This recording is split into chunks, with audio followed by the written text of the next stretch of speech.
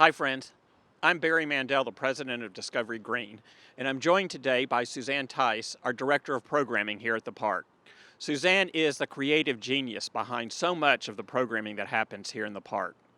Since today is International Sculpture Day, we thought we'd give you a very close and personal tour of the sculptures that make up the art collection of Discovery Green.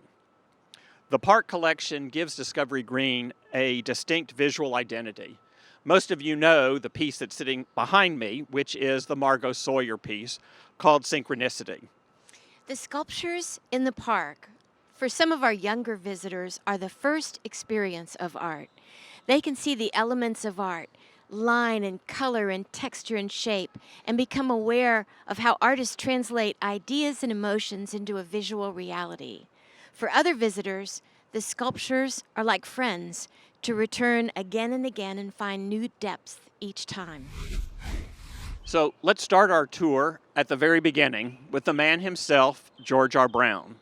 Many of you may know that the Brown family donated the land across the street from the park to the city, on which it built the city's convention center. Synchronicity of Color, or the art boxes, are iconic pieces, not only at Discovery Green, but that represent downtown Houston to so many.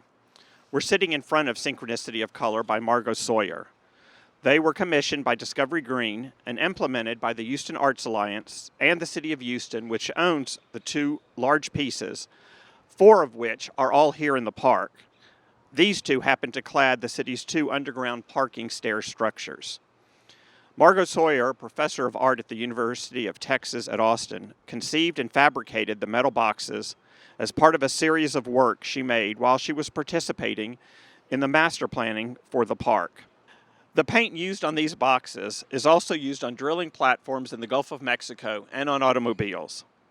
Margo chose to work with the stairwells to the underground garage, which are so often plain and unadorned.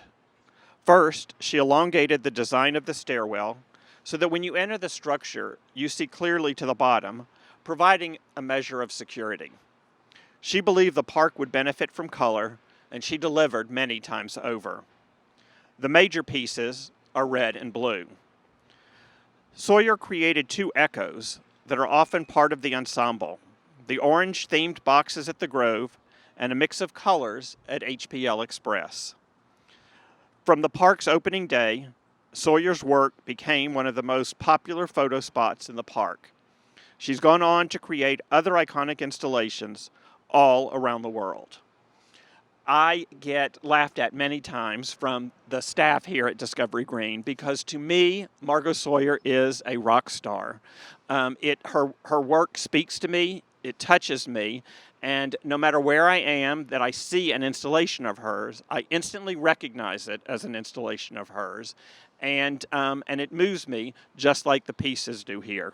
But she is like a rock star. When she shows up at Discovery Green, we're so excited because Margo Sawyer has to be one of the most frequently spoke words in this park. Absolutely. These pieces people love so much. The large freeform red, white, and blue sculpture on Avenida de las Americas is the park's most well-known artwork. It is one of Houston's great treasures. Its title means Monument to the Phantom, or Imaginary City in French. We're talking about Monument au Fantôme by Jean Dubuffet. In it, there are 7 individual forms that represent different features of the city: a church, a hedge, a chimney, dog, phantom, tree, and mast. Jean Dubuffet was an internationally known 20th century French artist who passed away in 1985, just 2 years after this sculpture was complete. He liked to communicate fresh ideas without reference to cultural cliches. He was inspired by the work of outsiders, which he called l'art brut. I love to think of what he would think of the art cars that visit Discovery Green. This work is painted fiberglass over steel frames.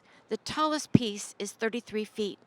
The sculpture is part of a series of his that has companion sculptures in New York, Chicago, and in Europe. Monument au Fantôme was donated to Discovery Green by the Dan Duncan family. It was a big undertaking to move this monumental structure from the other side of downtown. We've got a few pictures here. I love the fact that one of the pictures that we have is actually Jean Dubuffet signing the piece when he first created it. And for so many of our art pieces where the artist is unfortunately no longer with us, those kind of pictures become a real treasure to have as part of the collection. It's so true. The focal point on the Seraphin picnic lawn is a work created by San Francisco artist Doug Hollis, who, like Margo Sawyer, worked on the Discovery Green master plan. Hollis likes to work with natural materials, in this case, water and mist. The mist is created by 80 nozzles that form a mist cloud in the bowl of the stainless steel sculpture, while a circular path creates a rain curtain around the perimeter. The water is recirculated and filtered, and it automatically shuts off if the wind threatens to scatter too much water. He was moved to create this mist tree based on public input at meetings about the design of Discovery Green. In Houston's heat, the public asked for water to create some relief for people who were out riding bicycles or working out, jogging, or for children playing. On the other side of the park, with sound in mind, Doug Hollis created the listening vessels, 2 stone sculptures created out of Alabama limestone. Their concave interior focuses sound waves, allowing you to speak very softly and be heard at the other vessel 70 feet away. The next time you visit the park, bring a friend and see what you can hear. The listening vessels, which are in the Wortham Foundation Gardens, were a gift from Maconda Brown O'Connor, one of George R. Brown's daughter, and who was instrumental in developing and implementing the vision for the park. The house, Heart, once belonged to Maconda Brown O'Connor. A gift from her family, this work, by renowned American pop artist Jim Dine, was dedicated on September 25, 2013, in her memory by her children, George, Toby, and John O'Connor, and her daughter Nancy Abensheen. The custom-mounted bronze relief now resides in Maconda's Grove, shaded by mature lollyblob pines that she envisioned. One of the early pop artists of the 1960s, Dine frequently affixed everyday objects to his canvases and artwork. In the original clay model of the house Heart, Dine embedded tools like hammers, axes, a brick, a spanner and mallet that he considered the link with our past, the human past, the hand.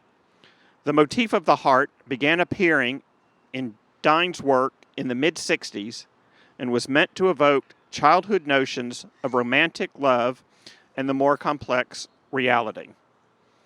Since it was installed in the park, it has become a favorite site for photographs, wedding, and engagements. The house Heart is one of 3 bronze casts created by Dine. Cast number 2 actually resides in the Tate Modern Museum in London. I have to tell you, the inspiration for my getting, licensed as an officiant for weddings was the fact that that piece became installed here in the park. I have now actually officiated at 2 weddings that took place at the park in front of that piece. And it's great to come in and watch when around Valentine's Day, when folks are getting engaged. And actually, in one of the latter ceremonies that I did, we didn't do it in front of the heart, but they really asked, "Can we go over there so that a picture can be taken there?" It's such a special place in the park. What I love is when people walk over to it and they think that they're looking at one thing, this heart, and they get close to it and they see all the complex imagery and the outlines and shapes that are inside of it, and the fact that here people can actually touch the art, and children can kind of follow the outlines of things. It makes it such a deep experience. Right. And for me, especially, the connection to Maconda, as one of the founders of the park, really the inspiration behind the creation of the park, and to have the ability to now move her heart back into the park from her residence really was one of the most touching moments for me in my tenure here. Yes. Discovery Green has a really vibrant temporary art program, and we'll show you some pictures of these wonderful, wonderful temporary artworks that have been here. So I remember so clearly as the park turned 10 when you and I sat down and we had to talk about, okay, what is the next decade of Discovery Green going to look like? Since we are landlocked, we really had to kind of pull some stuff out of our brains trying to figure out what was going to continue to create the excitement and the innovation around being here in the park. And I think temporary art and our installations have done that tenfold here. You and your art committee have really done some spectacular work in bringing some of the finest art installations from around the world here for Houstonians to see and experience. Well, we have to thank the Public Art Committee, in particular its chair, Judy Nyquist, for her leadership in establishing that, and for the funders that have made it possible Right. for us to bring these amazing artworks to Houston. Yep. So we hope that you'll connect with Discovery Green on social media and sign up on our website to receive our latest newsletter. Our art program is made possible by donations and gifts. And right now, the best thing that you can do to help support this park is to become a member. It creates a whole array of benefits for you once you come into the park, but it also helps us sustain not only the public art program, but all of the programming that we put on during the year. We hope you've enjoyed this up-close look at art that we have been fortunate enough to enjoy for over 12 years now, and that you'll continue to stay safe, stay healthy, because we hope to see you real soon.